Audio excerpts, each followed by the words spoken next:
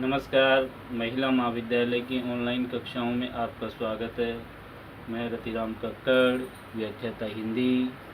आज का विषय हमारा बीए पार्ट सेकंड का कोणार्क नाटक है। कोणार्क नाटक की रचना जगदीश चंद्र बसु ने माथुर ने की है। कोणार्क नाटक एक ऐतिहासिक नाटक है जिसका विषय कोणार्क मंदिर के निर्माण से संबंधित है। कोणार्क मंदिर का निर्माण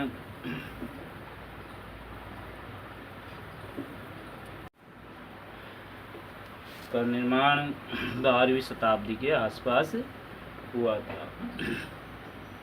महाशिल्पी विशु इसके प्रमुख कारीगर हैं और मंदिर के छत्रक के ऊपर जो त्रिपटधर है उसकी स्थापना नहीं हो पा रही है, जिससे वो है चिंतित है। ऊपर से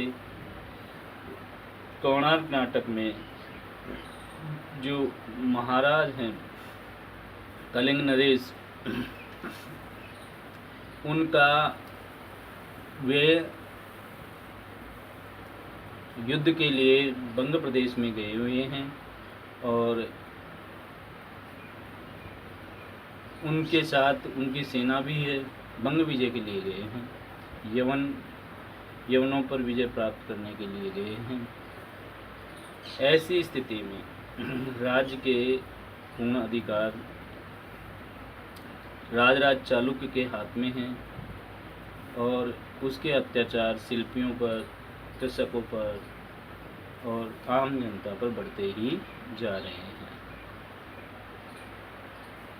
मुख्य चिंता का विषय अभी तक जितना नाटक हमने पढ़ा उसमें यही है कि महाराज के साथ मुख्य सेना है और बाकी जो सेना है वो महादंडपाशिक सेना है जो राजराज चालुक्य के हाथ में है और उसके अत्याचार बढ़ते जा रहे हैं।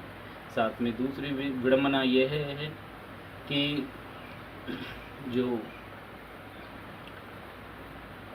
मंदिर है उसके ऊपर कलश की स्थापना नहीं हो पा रही है, इससे सभी चिंतित है। तो राजीव ऐसे मौके पर एक सूचना देता है कि एक नवयुवक शिल्पी है, वह पल भर में ही एक से एक अद्भुत मूर्तियां कर देता है और पल भर में ही कहीं सोचता सा नजर आता है। विशु कहता है कि ऐसे शिल्पी से हम मिलना चाहेंगे और राजीव के साथ में वह प्रवेश करता है।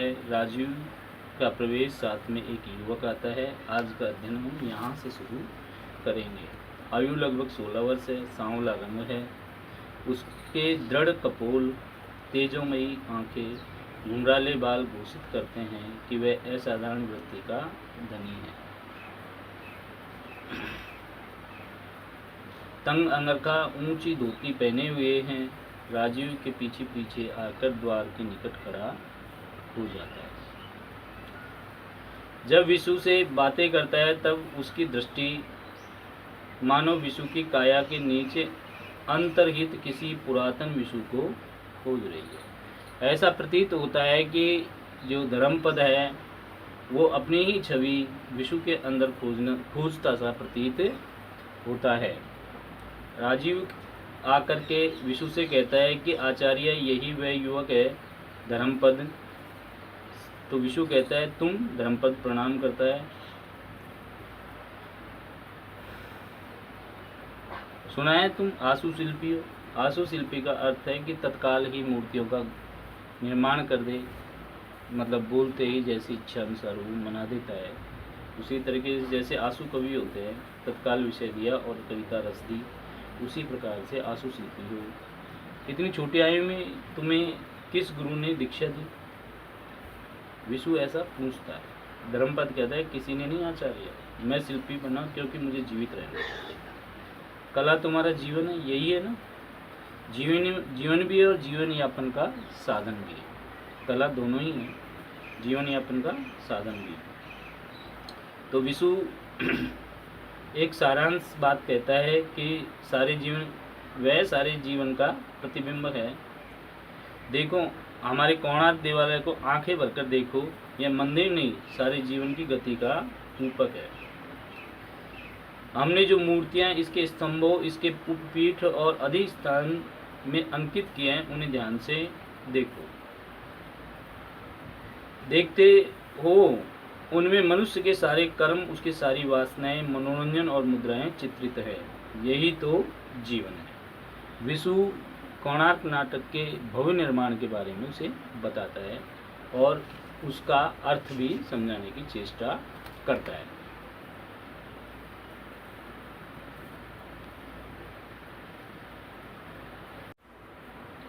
चेष्टा करता है तो धर्मपद कहता है कि क्षमा करे आचार्य, श्रृंगार मूर्तियों को देखते देखते मैं आगाया गया हूँ, परेशान हो गया हूँ।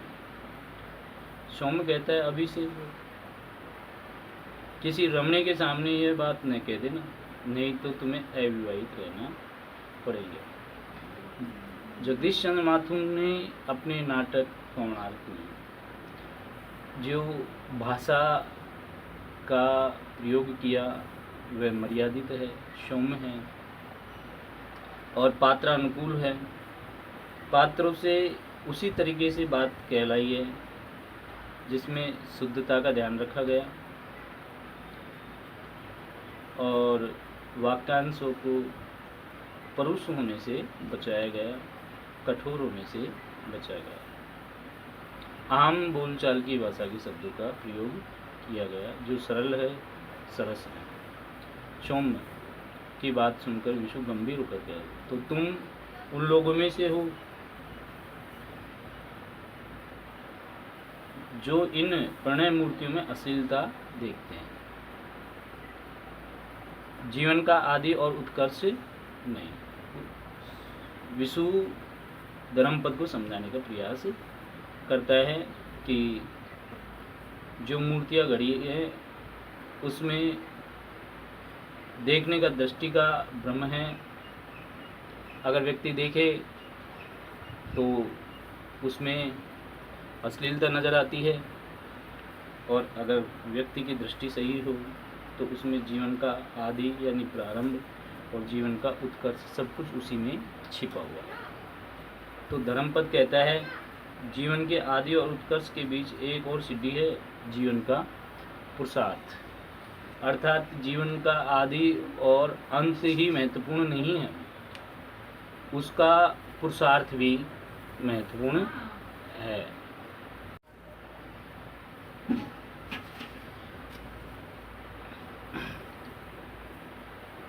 और जीवन का पुरुषार्थ भी है। अपराध क्षमा हो आचार्य, आपकी कला उस पुरुषार्थ को भूल गई है। अर्थात जो मूर्तियां आपने गढ़ी हो श्रृंगारिक है, उनमें पुरुषार्थ कहीं दिखाई नहीं देता है।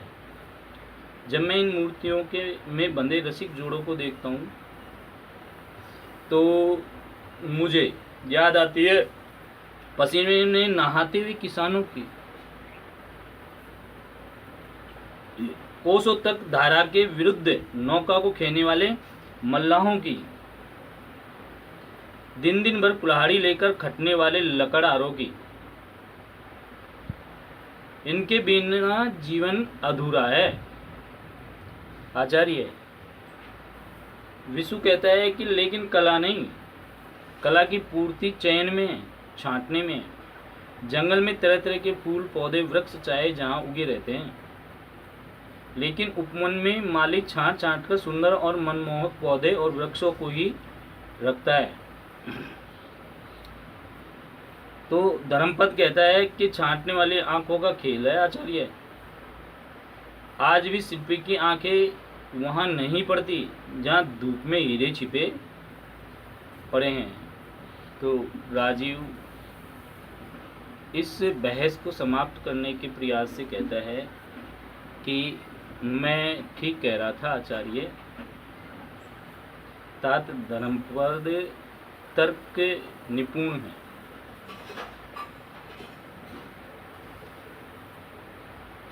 तो धर्मपद कहते हैं मैं तर्क करने नहीं आया, मैं तो एक ऐसे संसार की और आपका ध्यान खींचना चाहता हूं जो आपके निकट होते हुए भी आपकी आंखों से ओझल है, और आपकी मूर्तियों में तो वो बिल्कुल भी दिखाई नहीं देता।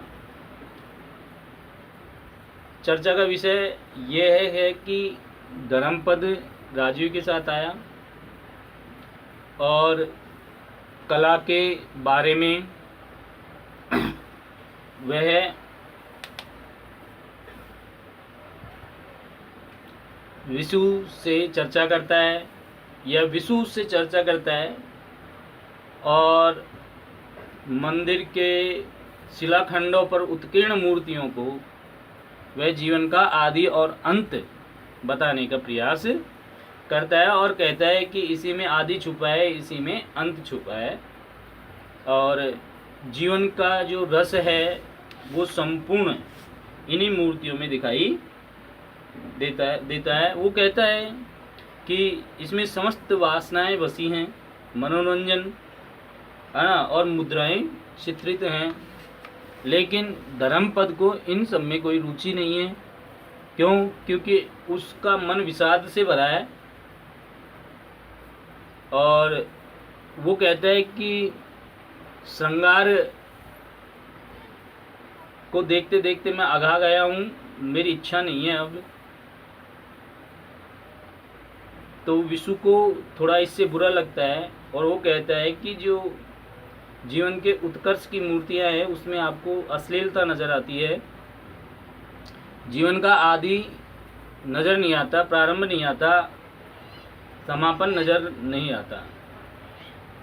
तो धर्मपद उसको समझाने का प्रयास करता है कि आचार्य, जीवन में आदि और उत्कर्ष ही महत्वपूर्ण नहीं है, पुरुषार्थ महत्वपूर्ण है, और जो मूर्तियां गढ़ी गई है उनमें पुरुषार्थ कहीं नज़र नहीं आ रहा है, अर्थात उसमें पुरुषार्थ भी होना चाहिए, लेकिन इनमें पुरुषार्थ नज़र नहीं आता है।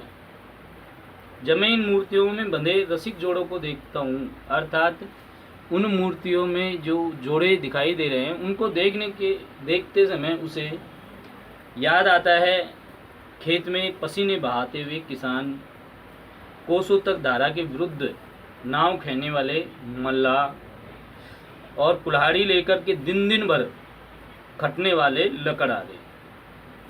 और सच में धर्मपद को लगता है कि इनके बिना जीवन अधूरा है, अर्थात पुरुषार्थ के बिना जीवन अधूरा है आचार्य।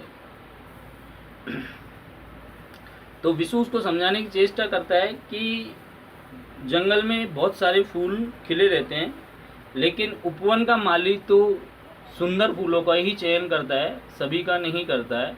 उसी प्रकार से जीवन में एक अंग है, ये श्रृंगारिकता भी है, और इसी का मैंने चयन किया है ना। और जैसे माली छांट छांट कर सुंदर फूल अपने उपवन में लगाता है, क्योंकि वो उन्हीं को रखता है जो मनमोहक है। तो धर्मपद कहता है कि आचार्य, यह तो आंखों का खेल है। आज भी शिल्पी की आंखें वहाँ नहीं पड़ती जहाँ धूप में भी हीरे खिले हैं, है ना। तो धर्मपद की ये बात राजू पुष्ट करता है, पर धर्मपद इस पर कहता है कि मैं तर्क करने नहीं आया, मैं तो आपको ध्यान एक ऐसे संसार की ओर आकर्षित करने के लिए आया हूँ, है ना, जो आपके निकट होते हुए भी आपको दिखाई नहीं दे रहा है। आपके निकट होते हुए आपकी आंखों से ओझल है। इस मंदिर में वर्षों से 1200 से ऊपर शिल्पी काम कर रहे हैं, क्योंकि मंदिर का कार्य चलते हुए 12 वर्ष हो गए थे, और उसमें 1200 शिल्पी लगभग काम कर चुके हैं। लेकिन महाशिल्पी होते हुए विशु को उनके जीवन के बारे में खास पता नहीं है। आपके खेल आंखों से ओझल है, इनमें से कितनों की पीड़ा से आप परिचित हैं? मतलब आप तो जानते ही नहीं हैं कि कितने लोग पीड़ित हैं, दुखी हैं। जानते हैं आप मामात्य के भृत्यों ने, यानी कि जो महादंडपाशिक सेना है ना, ने इनमें से बहुतों की जमीन छीन ली है। कईयों की स्त्री को दासियों की तरह काम करना पड़ता है। और उधर सारे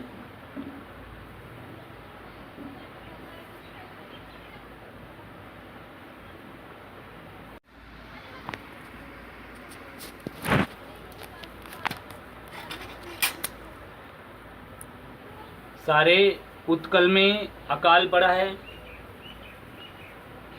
तो विशु कहता है कि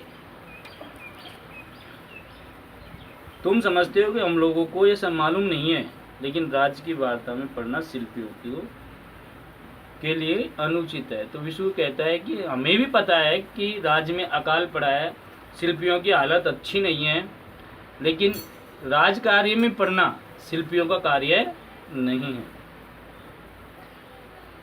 इतने में एक कार्य होता है कि बाहर दाहिनी ओर से कुछ हलचल होती है और ऐसा प्रतीत हुआ है कि मानो दूर से कोई अश्वारोही आ रहे हैं। राजीव देखने के लिए बाहर जाते हैं। तो धर्मपद कहता है, मगर यह तो उचित नहीं है आचार्य कि जब चारों ओर अत्याचार और अकाल की लपटें बढ़ रही हूँ और शिल्पी एक शीतल और सुरक्षित कोने में यौवन और विलास की मूर्तियां ही बनाता